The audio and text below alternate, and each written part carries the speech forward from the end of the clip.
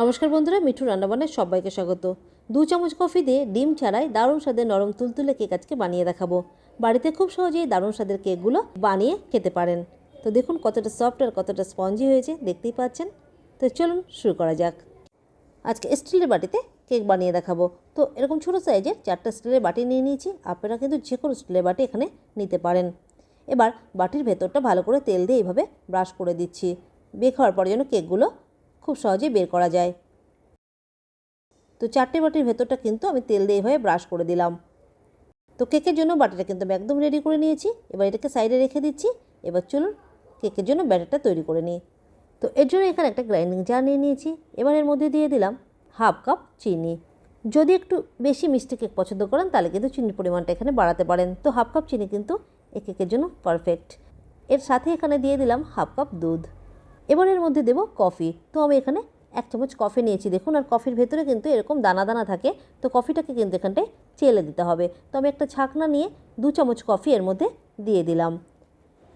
এবার চামচ দিয়ে কফিটাকে একটু এভাবে চেপে চেপে দিচ্ছি, তাহলে কিন্তু কফিটা গুঁড়ো হয়ে যাবে। তো দেখুন কফিটাকে এখানটায় চেলে দিয়ে দিলাম।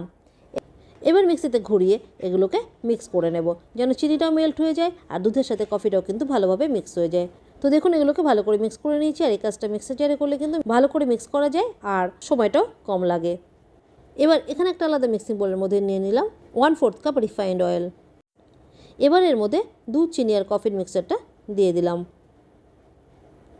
এবার তেলের সাথে দুধ, চিনি, কফি লিকুইডটাকে ভালো করে মিক্স করে নেব। এটাকে যত ভালো করে মিক্স করা যাবে কেকটা কিন্তু ততটাই ভালো হবে। তো এটাকে খুব ভালো করে মিক্স করে নিতে হবে, যেন তেলের সাথে ভালোভাবে মিক্স হয়ে যায়।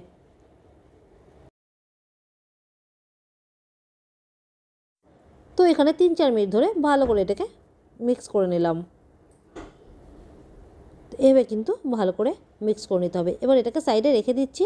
এবার কেক তৈরির জন্য এখানে একটা কড়াই নিয়ে নিয়েছি আর এরকম একটা স্ট্যান্ড কড়াইয়ের মধ্যে রেখে দিলাম। এবার কড়াইটাকে এখানে প্রিহিট হওয়ার জন্য রেখে দেব।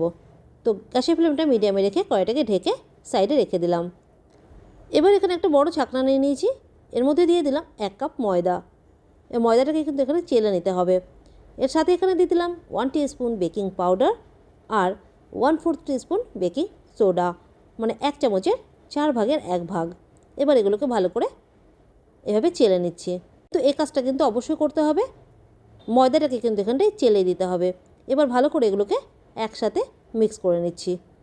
আর এইভাবে মিক্স করে কেকের ব্যাটারটা এখানটায় রেডি করে নেব। আর এটাকে মিক্স করার সময় কিন্তু একই ডাইরেকশানে মিক্স করতে হবে। তো দেখুন এখানে এগুলোকে ভালো করে মিক্স করে কেকের ব্যাটারটা এখানটায় রেডি করে নিলাম।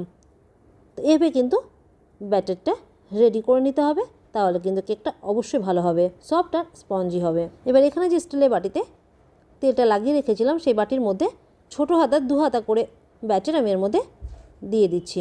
খুব বেশি ব্যাটার কিন্তু এখানটায় দেওয়া যাবে না, একটু করে ফাঁকা রাখতে হবে, নাহলে কিন্তু বেক হওয়ার সময় এগুলো ফুলে বাইরে বেরিয়ে আসবে। তো 2 হাতা করে আমি এখানে দিয়ে দিলাম।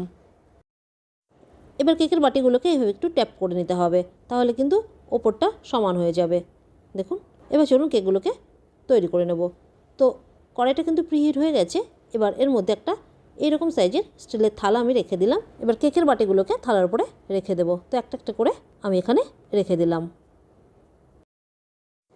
এবার এটাকে ঢেকে লো মিডিয়াম ফ্লেমে 30 থেকে 35 মিনিট মতো রেখে দেব।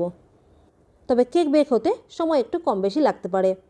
তো এখানে আমি 35 মিনিট মতো ঢেকে রেখে দিয়েছিলাম। তো দেখুন কেকগুলো কত সুন্দর ফুলে উঠেছে। এবার একটু চেক করে নিচ্ছি, একটা চাকু এর মধ্যে দিয়ে দেখে নিচ্ছি। দেখুন চাকুটা একদম ক্লিয়ার, মানে কেকগুলো কিন্তু একদম রেডি।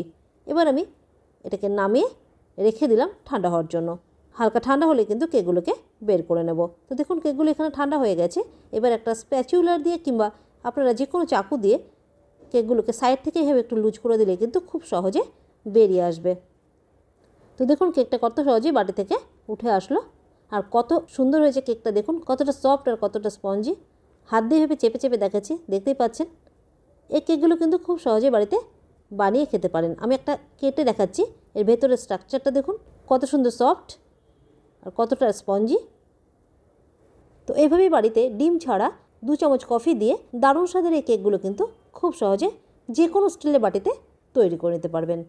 তো এই কফি কেকের রেসিপিটা বাড়িতে একবার অবশ্যই বানিয়ে দেখবেন।